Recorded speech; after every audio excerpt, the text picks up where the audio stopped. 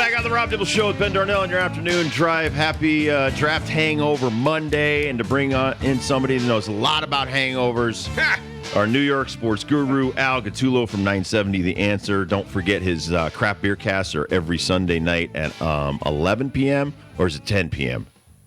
No, 11 p.m. 11 p.m. But let's talk about the NFL draft first, and let's talk about the Giants and the Jets. Your thoughts on how the draft went for those two teams? I think for both they went as well as they could be. I mean, we could take the Giants for a second. People were screaming that the Giants didn't take a quarterback. I'll tell you why they didn't take a quarterback. They wanted to trade up. They made no secret of it. They were trying to get into one of the top three picks. I think if they had gotten a chance to move up to 1, 2, or 3, they would have selected a quarterback. The fact that nobody wanted to trade with them or they didn't offer enough, they said, okay, we're going to stay pat and we're going to take the best player available. So Malik Neighbors is a fantastic pick. Daniel Jones needs somebody to throw to. Here's the other problem. Whatever quarterback they were drafting is going to sit for at least a year because they can't cut Daniel Jones. He's too much against the cap. I know one of the stations here in New York was screaming that they made a poor choice in picking a receiver. I don't. You take the best player available, and I think their draft was pretty good from a defensive standpoint. I'd like to see a little bit more of a bolster on the offensive line because the key is you've got to keep Jones upright, and he's got to be able to throw. If he can do those things, then that's great. They have a successful season. If he doesn't, your answer is clear. You know that you're going to cut him the following year. You're going to eat about 20-something million, and then you're going to have to go out and get a quarterback. Who that is, I don't know. Could it be through the draft? Could it be through free agency? We don't know. On the flip side with the Jets, that was a great move of getting the offensive tackle from Penn State, Olu Fashanu. I mean, again, you need a guy to keep Rodgers upright. Right. That's a great move, and it's a great move for down the line. And I know Ben was talking about the quarterback from Florida State, Jordan Travis. Another great move. Yeah. Rodgers is going to play 2 seasons at best if he stays with the Jets. You've got to have a replacement there, and Tyrod Taylor is not the replacement.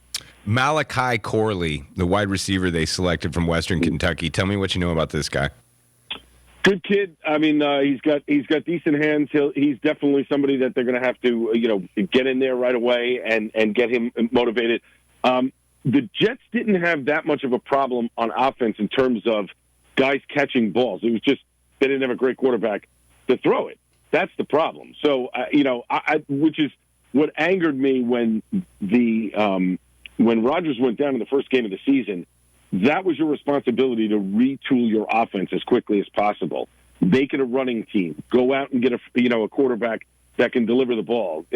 Zach Wilson, for all of his faults as a Jet, this was not his fault about how bad he played. He was basically told in the preseason, hey, guess what? You're sitting behind the franchise. We're making a run at him, and we don't care about you. So I don't blame him for, not playing well at the very beginning and then sort of showing those flashes and then, all the other stories that came out of the Jet camp that they, obviously they denied, but there has to be a scintilla of truth in some of it. So I think he gets, a nice change of pace out in Denver, even though they made some head-scratching moves as well. But, no, I think this is a good pick for the Jets. I really like what both teams did locally. I think that all of the guys that they got have opportunities to play on both teams. Whether it comes sooner rather than later, that remains to be seen. You don't win a championship in April. You win it in February. Talking to Al Gatulo, talking New York sports. Let's talk Knicks, man, because I've been very happily surprised at how well they've played. The trade they made, now you get Julius Randle hurt, but Brunson, man, this guy has just turned into such a winner and such a motivator for the rest of this team. Your thoughts on what they've been doing dismantling Philly? Great players step up at when they need to be in that moment, and Brunson is that guy. You lose Randle for the season; it's a heartbreak. Everyone is down, but Brunson's like, you know what? Put it on my back. We're going. It's almost, I don't want to say it's shades of Ewing in '99 when he went down and they went on that run for the championship and lost. But it's almost that way where Brunson is just like, look, put it on my back. We're going to take care of business. And the 76ers have been up and down all season long. They have not played that well. And I'm tired of hearing about Kevin Durant. Goodbye. I mean, he's garbage. Get him out. And Bede screaming about New York fans being in Philly. Listen, it's an hour ride on a train. It's an hour and a half in the car. Knicks fans travel well. And guess what? Ticket prices are cheap in Philly. And when they bail on your team, they'll dump them for anything. So the fact that a lot of Knicks fans were in that building for the last couple of games should come as no shock to the 76ers. And that pumps an opponent up. That's always a good thing. It pumps that visiting team up to know that your fans are traveling. Same thing with the Rangers and the Capitals. It's an easy couple-hour train ride down to Washington. And of course the Ranger fans are going to go down there. It's an easy, and the arena's in the middle of the city. It's not that far to get to. I became a Hartenstein fan last year when only 9 players played all 82. He was one of them, and that kind of caught my attention for the first time. And then just watching him through the playoffs of last year and watching him fill in for Randall this year, like, this guy has been vital to the success of the New York Knicks. Is that lost on the New York Knicks fan, or did they give him love and support like they should? No, they give him love and support like they should. The New York fans love the underdog. I mean, look at Jeremy Lin. All those years ago, he was as a kid comes off the bench. They were jacked up for him. John Starks was the same way. Not a starter, slipped in there and started, making shots and making plays and forced, Pat Riley to keep him in the lineup. And he proved it. The New York fan loves the guy off the bench. Anthony Mason was another guy. Yeah. Sixth man, a quality defender would come in and get that one little basket that you needed. Fans got jacked up for that. No. The New York fan loves the underdog. They will always support him. I love Josh Hart. I thought what he did on the boards, he didn't score a bunch of points, but they needed him to rebound, especially in the second half when Hartenstein was sitting on the bench. What are your thoughts on how well Josh Hart has played in this series? It just goes back to the coaching with Tom Thibodeau. He knows that to tell and let his players know, look, our main guy is out. We need everybody. Everybody's going to make a contribution, whether it's, a key foul at a certain point, whether it's a rebound at some point, whether it's fighting for a ball on the ground. Everybody is going to make a contribution. It doesn't have to be a shot in the basket or a 3-point play or something like that. Everybody makes a contribution. And when you do that, that's teamwork. And Dibs, when everybody is together and working, in simpatico, you win games. Oh, yeah. I was laughing my butt off because every time they fought for a rebound, even when they lost it to Philly knocked it out of bounds. It was just like they got every bounce, let's put it that way. So we used to always say, I'd rather be lucky than good. Right. Exactly. Absolutely. I think that the guys that changed the floor to the ice at MSG are happy that they get some overtime this year with both teams doing so well. The Rangers are already in the second round, sweeping the Capitals. Give us some weakness of this team. The team that won the President's Cup, they got stars all over the place. Goalie situation seems to be lock solid. What for you is still a weakness for the New York Rangers? Well, here's the weakness. They don't know who they're playing yet, and they're going to be resting for a couple of days. And I think that's the weakness for them, is sitting too long. And you never want to be sitting too long. Now, look, it could all come to a head tomorrow, right? I mean, the Islanders could lose, Hurricanes win, boom, and we're off to the races. But the Islanders could extend it. And if the Islanders extend it, that hurts the Rangers because they sit longer, depending on, how things shake out in the conference. So the longer they sit, the worse it is. Some of their frontline guys did not have a great series. They didn't need to. Shesterkin was fantastic. Other guys picked up the slack.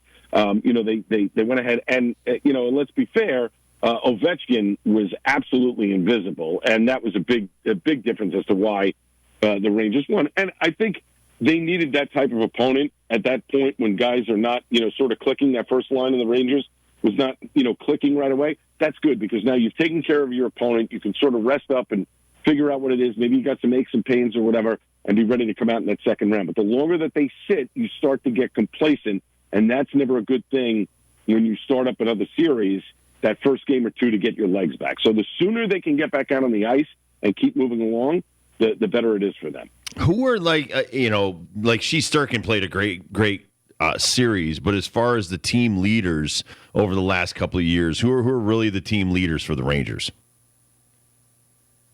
Wow. Not off the top of my head because Zibanejad, I mean, I know he's one of the, but Zibanejad is he really the leader of that team? Yeah. He's kind of like a lead singer. He goes. He's the quiet right, one. Yes. But Zibanejad didn't have a good series, but he did other little things in the intangibles that picked up the team, and that's what you need when you're not scoring, you're not making those passes the way you should. A quick hit, a nudge. Good penalty kill. those things spark a team. They get people moving along, and that's what you need to do. It's the same thing in basketball. If you're just making a couple of great rebounds, a steal here or there, but you're not actually putting the ball in the net, that helps your team. It motivates your team, and so that's the key. And again, it's one of those. In hockey, it's more than anything else. When you're on a roll going in to the playoffs, you can keep that thing rolling. When you're sort of, hey, we won the President's Cup. We really spent a lot of energy to get there. That's why teams don't like winning that President's Cup and trying to get there to have that best record. Yeah, it's great you have home ice, but it's also one of those things that can backfire on you. Peter Laviolette is going to make sure that he keeps his guys focused throughout. I matched that because Marchand for the Bruins is just such an instigator and just a pain in your you-know-what. I mean, it seems like the Rangers are too clean, too nice. It's not like, I know Rempe fights. He had 5 minutes he played yesterday. I mean, it's not like he's your star. It's that's why I asked you that question. Yeah, I think that's where, when a guy like Marchand, if they're going to play the Bruins, that's where you have to be disciplined. And I think, Laviolette can go both ways. Sometimes he's just, you know what, you want to drop the gloves, let's go, let's get moving. And I think that's one of the things he did a couple of weeks ago against the Devils. I think he wanted to show his team, hey, look, everybody's going out tonight on the ice and you're fighting. You're picking a guy and you're going after somebody because when the playoffs come, it's going to get tough. Right. And you've got to be able to stand up to that. But also in the playoffs, you have to be disciplined. You know that if you get goaded into that fight and you're down a couple of guys, now all of a sudden it's a 5-on-3, you don't want to leave all of that onto Shesterkin, even though Shesterkin has played really lights out this season. He has played so good. You have to absolutely put him in the conversation as a top-tier goaltender, but you don't want to put all that pressure on him in the playoffs, having to kill off a 5-on-3, a 4-on-4 constantly. So that's where you have to be disciplined. No chance for the Islanders. There's been a couple of times in this series it looks like they're getting the best of the Canes. I know it's a monumental task to come down 3-0 or come back from 3-0, but they did get the win in double OT. Right. But no chance for the Islanders to win the next three against the Canes. I'm not saying there's no chance. The Islanders have done things like that before where they've had their backs against the wall and come back and won a couple of games and win a series. I think the problem is they've spent so much energy to get to the playoffs, and Patrick Roy coming in halfway through the season and really motivating that team and turning it around to get them into – because don't forget, when he came in, they were, I think, 8 points, 10 points out of a playoff spot, and he really surged them along to get them in there. I think they've spent their energy to sort of get there and sort of, hey, we're happy to be here. I get the sense they may extend it tomorrow night, and then I think they lose Game 6, and they're out. But I'll tell you, if they win tomorrow night and they win Game 6, I think you have to tip it to the Islanders because they have the momentum now going into Game 7. Is it still too early to say the Yankees should sure up Juan Soto and keep him? I think there's been discussions. He clearly likes playing there. He's clearly, he's got great chemistry in the clubhouse here. They love having him there. If I'm the Yankees, why would you allow him to get to the open market? The other team in town that plays in Queens wants to go after him and give him, what he wants. So why wouldn't you try to lock him up as soon as possible? I'm sure Cashman's had talks. Maybe his agents are like, look, after the season, we will certainly give you first dibs. And give us your, pardon the pun, give us, your best offer. But if I'm the Yankees, I'm trying to lock him up before the All-Star break. Look, let's go. I mean, this kid is dynamic. He hits bombs. He plays a great, outfield. He's a great player. Keep this guy. There's no reason for them to let him get away. I'm with you guys, but if I'm Soto's agent, my first question is, how much did you pay number 99? Yeah, but I need something close. Yeah, but it's not like the Yankees don't have the money to give him. You know what I mean? Right. It's not. They're not negotiating from a position of weakness. They're negotiating from a position of strength. They have the money. It's just a question of whether or not they want to allocate all that money to another player. That's the decision that Hal's going to have to make. And I think come hook or by crook, you keep the guy. The last thing that Hal Steinbrenner wants is for Juan Soto to get away and go play for the other team in Queens. That's the last thing he wants. If he goes somewhere else outside of New York, that's one thing. Hey, we made our best offer. You can dress it up however you want. But if you got to come back to your fans and go, oh, by the way, we let him go to the Mets, forget it. Yankee fans will be ballistic. All right, I want to ask you about Judas Priest. I'm jealous you were able to go down and see Judas Priest and Rob Halford back there as lead singer. How awesome was that concert? That is the 14th time that I've seen Judas Priest. and I have to tell you, that might be the best show I've ever seen. Wow. Wow. His voice is still, and I again, knowing, how long I've watched them play and all these other things. I was there, Defenders of the Faith. I was unfortunately there during the Turbo Tour. Horrible. But, what are you going to do? Turbo Lover, not my favorite song. But I have to tell you, of all the iterations of Judas Priest that I have seen, and I've seen Halford solo, I've seen Halford with Priest, this might be his best concert. His pipes are phenomenal for a guy in his mid-70s.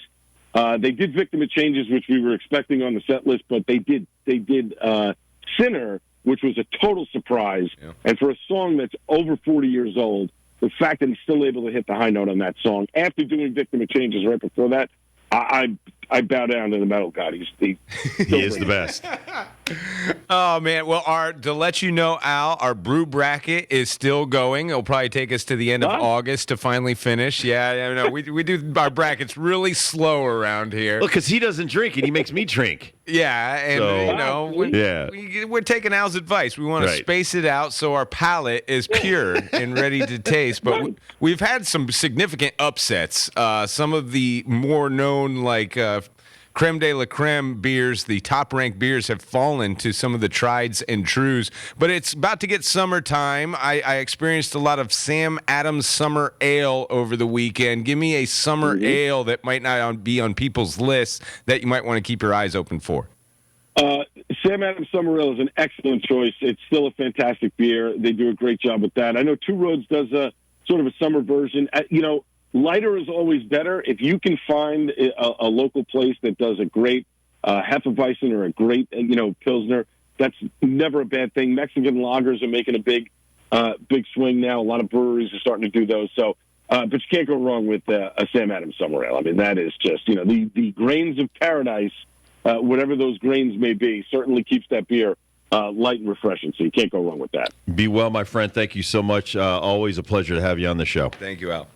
Boys, anytime. You have a great week. You too. Al Gatulo, everybody. Don't forget that Craft Beer Cast is every Sunday night at 9:70 a.m. The Answer out of New York City. We'll take a quick break. We'll come back to the First Dibs question of the day on Fox Sports Radio.